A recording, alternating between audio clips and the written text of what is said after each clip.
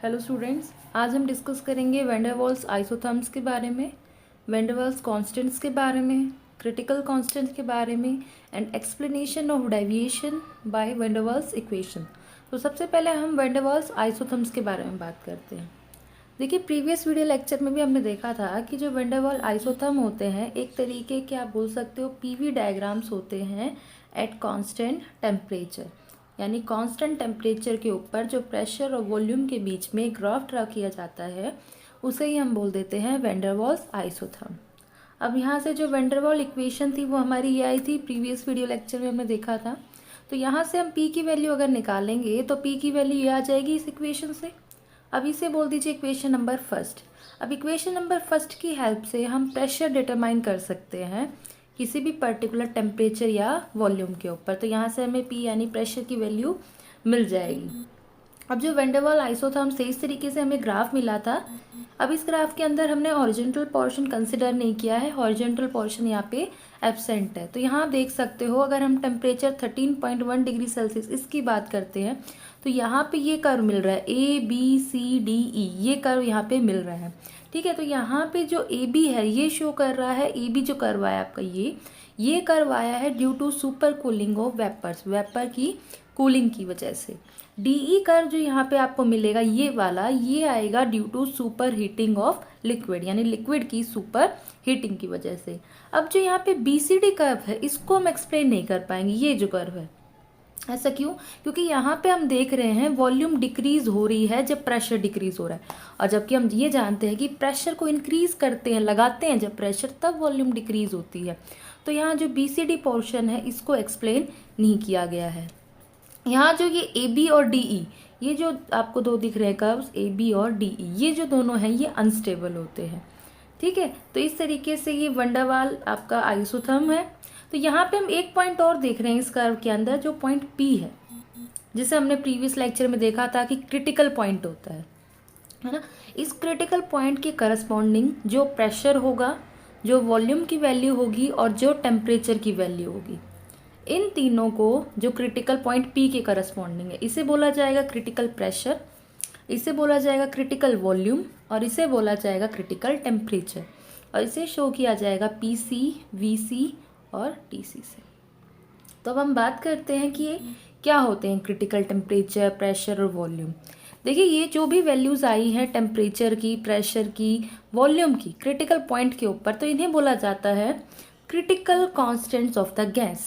यानी critical temperature, critical pressure and critical volume are called as critical constants of the gas. तो सबसे पहले हम बात करते हैं क्रिटिकल टेम्परेचर के बारे में।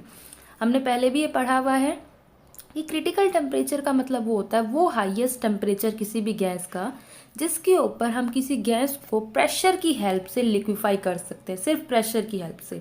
और इससे ऊपर हम किसी गैस को प्रेशर को इंक्रीज करने पर लिक्विफाई नहीं कर सकते। यानी ये वो टेम्परेचर होता है जिसके ऊपर हम गैस को सिर्फ प्रेशर को इंक्रीज करने से ही लिक्विफाई कर सकते हैं। और इस टेम्परेचर से अगर ऊपर वाले टेम्परेचर की बात करेंगे तो उसके ऊपर गैस को लिक्विफाई नहीं किया जा सकता प्रेशर को इंक्रीज करके। ठीक है, अब बात करते हैं क्रिटिकल प्रेशर की। क्रिटिकल प्रेशर वो प्रेशर होता है जो क्रिटिकल टेम्परेचर के ऊपर कोई गैस एक्सर्ट करती है। यानी this is the pressure exerted by the gas at critical temperature. Critical temperature के ऊपर गैस जो भी प्रेशर एक्सर्ट करेगी उसे हम बोल देंगे क्रिटिकल प्रेशर। अब ये जो क्रिटिकल टेम्परेचर है और क्रिटिकल प्रेशर, इन दोनों के होने पर उस वक्त जो वॉल्यूम होगी of unit mass of the gas उसे हम बोल देंगे क्रिटिकल वॉल्यूम। यानी क्रिटिकल टेम्परेचर और क्रिटिकल प्रेशर की करस्पॉन्डिंग जो वॉल्यूम होगी उस वॉल्यूम को हम बोल देंगे क्रिटिकल वॉल्यूम। तो इस तरीके से ये तीन क्रिटिकल कांस्टेंट होते हैं गैस के, जो अभी हमने देखे। अब देखिए, हम एक्सप्रेशन बताएंगे इन्हीं तीनों की, क्रिटिकल कांस्टेंट की। हम PC, VC और TC इन तीनों की वैल्यू कैलकुलेट करेंगे in terms of the van der Waals constants A and B। तो सबसे पहले हम van der Waals equation consider करते हैं, जो कि हमारी ये है। यहाँ पे P, V और T जो है प्रेशर, वॉल्यूम, टेम्परेचर है। A और B van der Waals constant है। मान लीजिए इक्वेशन नंबर 2 है। अब हम इसे मल्टीप्लाई कर देते हैं दोनों टर्म्स को, तो इन्हें मल्टीप्लाई करेंगे तो हमें ये टर्म मिल जाएगी, है ना। इस टर्म के अंदर हम बोथ साइड्स वी स्क्वायर से मल्टीप्लाई करेंगे, तो वी स्क्वायर से जैसे आप मल्टीप्लाई करोगे तो ये टर्म बन जाएगी। इसको जब वी स्क्वायर से हम मल्टीप्लाई करेंगे तो यहाँ ये आ जाएगा आपका P V cube minus b P V square plus a V minus का a b is equals to R T V square. अब यहाँ से यहाँ भी वी स्क्वायर है और यहाँ भी वी स्क्वायर है, तो इस वाली टर्म को हम लेफ्ट हैंड साइड ले आएंगे और वी स्क्वायर को कॉमन ले लेंगे, तो यहाँ ये नई टर्म बन जाएगी P V cube minus V square P b plus R T plus में a V minus A b is equals to 0। ये इक्वेशन हमें मिल गई। अब इस इक्वेशन को हम इसको जो इसका कॉफिशिएंट है वी क्यूब का, इसको हम 1 बनाएंगे ताकि ये क्यूबिक इक्वेशन हमें मिल जाए। तो हम इसके लिए डिवाइड कर देंगे पी से, पी मतलब प्रेशर से डिवाइड करेंगे। तो जैसे आप इस इक्वेशन को प्रेशर से डिवाइड करोगे तो ये इक्वेशन बन जाएगी V cube minus V square B plus R T by b plus में a B by P minus का ए बी अपॉन में पी। मान लीजिए इक्वेशन नंबर 3 है।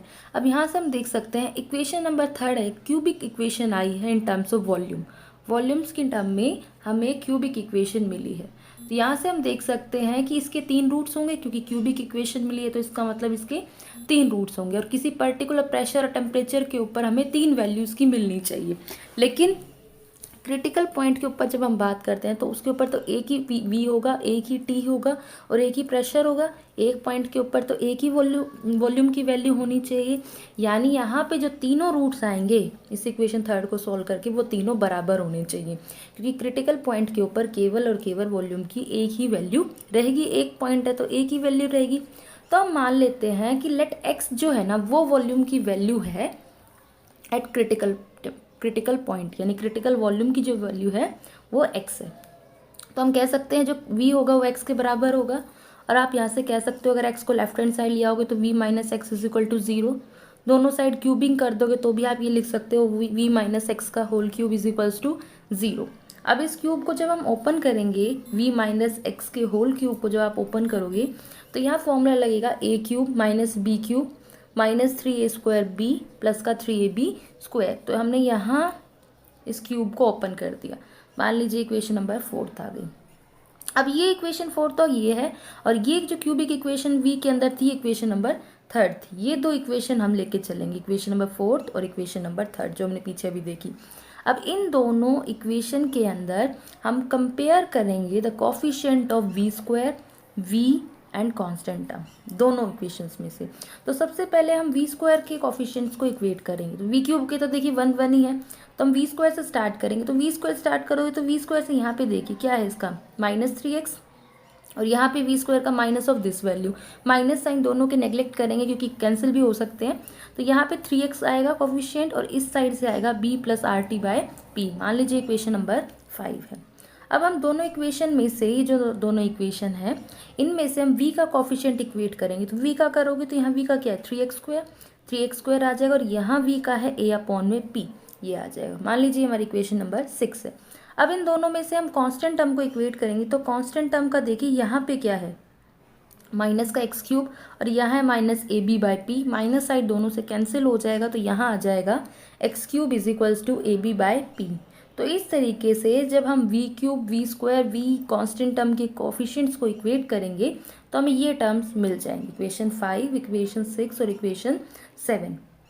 अब इस इक्वेशन को हम देख सकते हैं, देखिए उनको हम सॉल्व करेंगे और फिर इनसे प्रेशर वॉल्यूम और टेम्परेचर की वैल्यू को कैलकुलेट करेंगे। तो ये हमारी 3 इक्वेशन आ गई 5, 6 और 7। यहाँ हम देख रहे हैं ये 5, 6 और 7। तो सबसे पहले हम इक्वेशन 6 और 7 का यूज़ करेंगे। इक्वेशन नंबर 7 जो है इसको हम 6 से डिवाइड कर देंगे। तो यहाँ एक्स क्यूब अपॉन में 3x स्क्वायर आ जाएगा लेफ्ट हैंड साइड में, और राइट हैंड साइड में आएगा ए बी अपॉन में पी अपॉन में ए अपॉन में पी। न्यूमरेटर में जाके ये p अपॉन में a बन जाएगा। तो यहाँ से प्रेशर कैंसिल, a से a कैंसिल, यहाँ से एक्स स्क्वायर से एक एक्स कैंसिल, एक एक्स रह जाएगा ऊपर न्यूमरेटर में। तो ये वैल्यू आएगी x अपॉन में 3 इज इक्वल्स टू b, और यहाँ से x की वैल्यू आ जाएगी 3b के बराबर। अब x किसके बराबर था v था, क्योंकि हमने v को x के बराबर लेके चले थे। तो यहाँ से हम कह सकते हैं v की वैल्यू जो है वो 3v के बराबर आ जाएगी।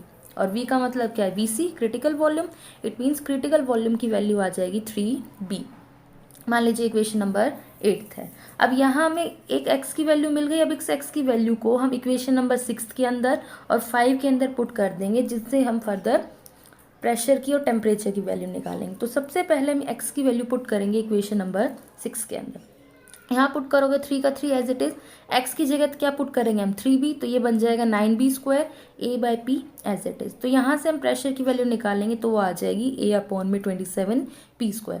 इट मीन्स जो क्रिटिकल प्रेशर की वैल्यू है वो आ जाएगी PC = 27 a/27b²। मान लीजिए इक्वेशन नंबर 9 है।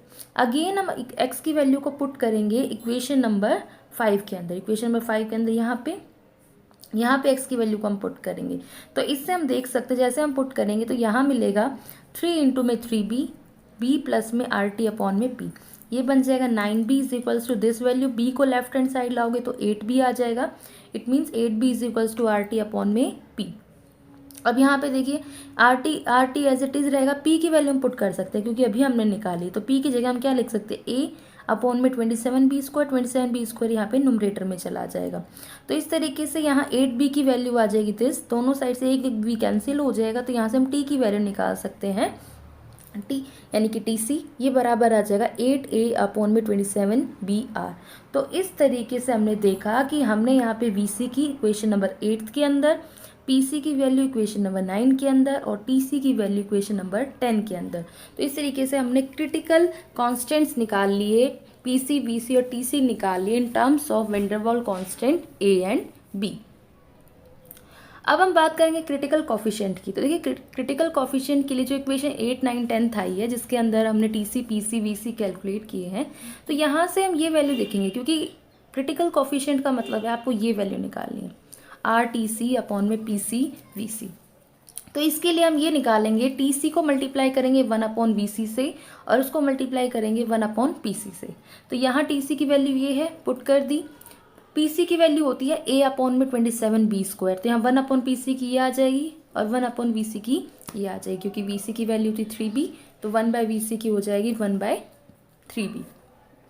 अब यहाँ से जो टर्म्स कैंसिल हो रहे कैंसिल कर दी, इससे a कैंसिल हो रहा है, b यहाँ से b² कैंसिल हो जाएगा, 27 से 27 कैंसिल हो जाएगा। तो इस तरीके से जो रिमेनिंग टर्म यहाँ बचेगी वो आएंगी 8/3r TC/PC VC। और यहाँ से हमें वैल्यू किसकी चाहिए, RTC/PC VC। तो यहाँ से RTC/PC VC की वैल्यू आएगी 8/3। 8/3 का मतलब ये वैल्यू आ जाएगी 2.67, जो कि ये कांस्टेंट है। इसे हम क्या बोल देते हैं, क्रिटिकल कॉफिशिएंट। और ये सभी गैसेस के लिए सेम रहेगा क्योंकि ये कांस्टेंट वैल्यू है 2.67, तो ये हर गैस के लिए सेम रहेगा। अब हम डिटरमाइन करेंगे van der Waals constants A and B। तो इसके लिए देखिए हमें TC और PC की वैल्यू पता है, यानी हमें A और B निकालने हैं। तो हम पहले TC²/PC की वैल्यू निकालेंगे। तो TC की वैल्यू क्या होती है, 8a/27br। तो इसका हमने स्क्वायर कर दिया और डिनोमिनेटर में क्या आएगा, PC की वैल्यू ये आ गई। यहाँ इनको सॉल्व करेंगे तो इसका स्क्वायर हो जाएगा और इस वाली टर्म एज इट इज आएगी, न्यूमरेटर में जाके ये टर्म बन जाएगी। तो यहाँ से हमें ये टर्म मिल जाएगी 64a/27r²। तो यहाँ से आप a की वैल्यू निकाल सकते हो, इन टर्म को क्रॉस मल्टीप्लाई करोगे तो a की वैल्यू आ जाएगी 27r²/64 इंटू में TC²/PC। मान लीजिए हमारी इक्वेशन नंबर 11 है। इस तरीके से हम B को भी निकालेंगे। तो B को निकालने के लिए हम TC/PC का रेशियो कंसिडर करेंगे। तो यहाँ TC की वैल्यू पुट करेंगे और PC की वैल्यू पुट करेंगे, तो ये वैल्यू हमें मिल जाएगी, न्यूमरेटर में जाके ये वैल्यू बन जाएगी। तो यहाँ से कैंसिल हो गए टर्म्स, आपको मिल जाएंगी 8b/r और यहाँ से B की वैल्यू आ जाएगी RTC/8PC। मान लीजिए इक्वेशन नंबर 12। अब ये जो दोनों इक्वेशन आई है 11 और इक्वेशन 12, यहाँ से मान लीजिए अगर हमें TC और PC की वैल्यू एक्सपेरिमेंटली मालूम है तो हम A और B की वैल्यू को डिटरमाइन कर सकते हैं। तो इस तरीके से इक्वेशन नंबर 11 और 12 की हेल्प से हम A और B निकाल सकते हैं अगर हम एक्सपेरिमेंटली PC और TC की वैल्यू मालूम है तो। अब हमने वैन डेर वाल्स इक्वेशन के बारे में बात की, वैन डेर वाल्स कांस्टेंट के बारे में, वैन डेर वाल्स आइसोथर्म्स के बारे में। तो कुछ वैन डेर वाल्स इक्वेशन के डिफेक्ट्स रह गए थे, यानी क्या क्या इसकी लिमिटेशन रह गई थी। तो पहली लिमिटेशन तो ये थी कि जब वैन डेर वाल्स इक्वेशन को हमने सॉल्व किया तो यहाँ भी हमने देखा क्रिटिकल वॉल्यूम की वैल्यू यहाँ पे 3b आई, Vc is equal to 3b आया, बट जब एक्सपेरिमेंटली इसे किया गया तो Vc की वैल्यू 2b अप्रॉक्सीमेटली आती है, 2b वैल्यू आती है अप्रॉक्सीमेट, 3b नहीं आती। तो पहला डिफेक्ट तो ये रहा। दूसरा डिफेक्ट ये रहा, यहाँ जो क्रिटिकल कांस्टेंट की हेल्प से हमने क्रिटिकल कॉफिशिएंट की वैल्यू निकाली थी। अभी हमने देखा था RTC अपॉन PCVC, जिसकी वैल्यू 8/3 आई थी, 2.667, बट एक्चुअली में जो ये फैक्टर होता है डिफरेंट गैसेस के लिए वेरी करता है और इसकी वैल्यू इस रेंज में आती है, यानी 2.67 नहीं मिलती है, एक्चुअल में मिलती है 3.25 से 4.99। ठीक है, तो ये सेकंड डिफेक्ट हो गया।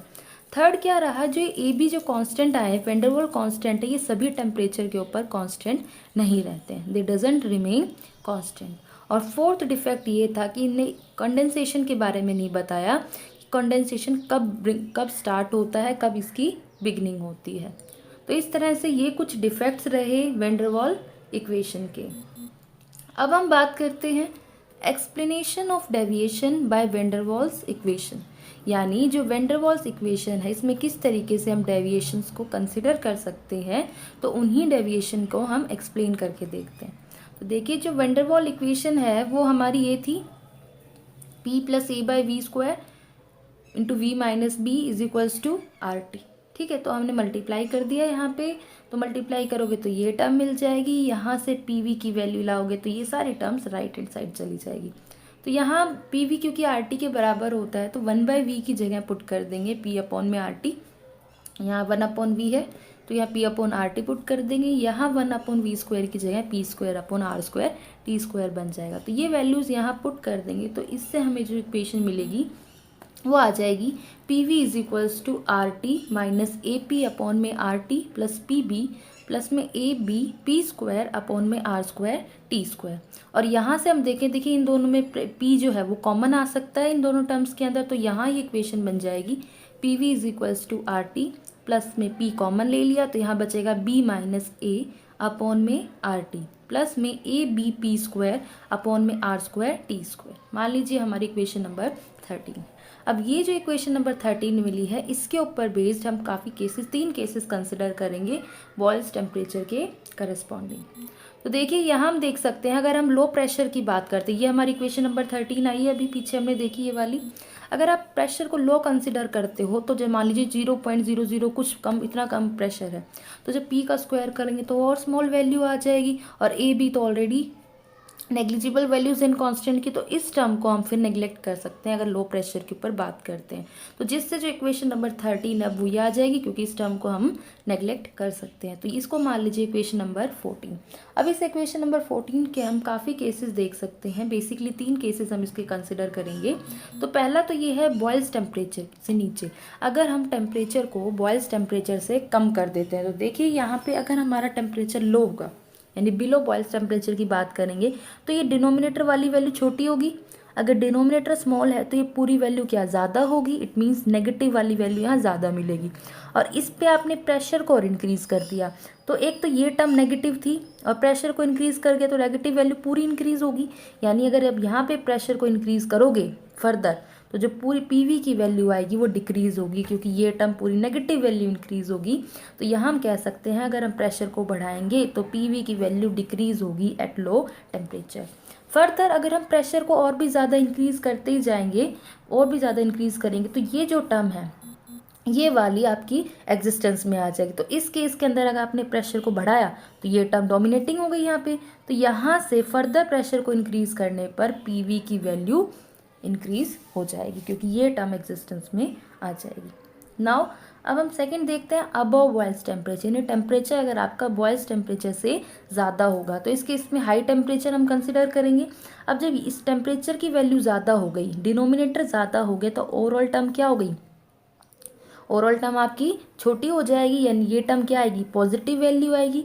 तो यहाँ अगर आप प्रेशर को इंक्रीज़ करोगे तो पूरे एडिशन में ही है, सम ही है, तो पूरी वैल्यू आपकी इंक्रीज़ होगी। तो यहाँ आप कह सकते हो प्रेशर को इंक्रीज़ करने पर PV की वैल्यू इंक्रीज़ होगी, यानी बॉयल्स टेम्परेचर से ऊपर जब टेम्परेचर की आप बात करते हो तो यहाँ प्रेशर को इंक्रीज़ करने पर PV की वैल्यू इंक्रीज़ होगी।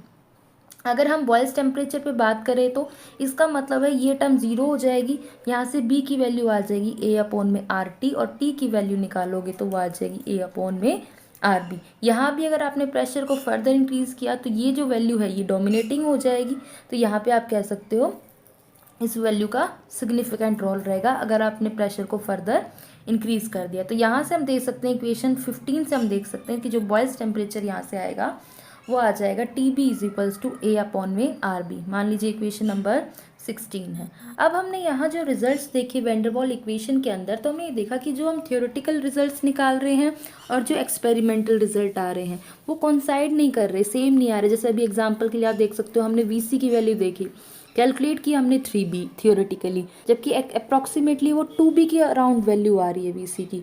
तो यहाँ जो रिजल्ट्स आए वैंडरवाल इक्वेशन की कॉन्साइड नहीं कर पाए अपने एक्सपेरिमेंटल रिजल्ट से। तो इस जो डिफरेंस क्रिएट हुआ, जो लिमिटेशन आई, इसको ओवरकम करने के लिए दो साइंटिस्ट थे। एक तो आपके थे डिक्ट्रिस, जिन्होंने सजेस्ट की ये इक्वेशन की, ये मान लीजिए जैसे उनकी इक्वेशन ये थी P इंटू में V minus B is equals to RT E की पावर A अपॉन में RT इंटू में RT A अपॉन में RT V, ये वैल्यू। एक थे बर्थलो, उन्होंने ये सजेस्ट किया कि ये इक्वेशन मान लीजिए P प्लस A अपॉन में V स्क्वायर T इंटू में V minus B is equals to RT। तो इस तरीके से इन्होंने फर्दर इस लिमिटेशन को ओवरकम करने के लिए सजेस्ट की थी ये दो equation. So this is about Van der Waals isotherm, Van der Waals critical constant, Van der Waals constant and explanation of deviation by van der Waal equation.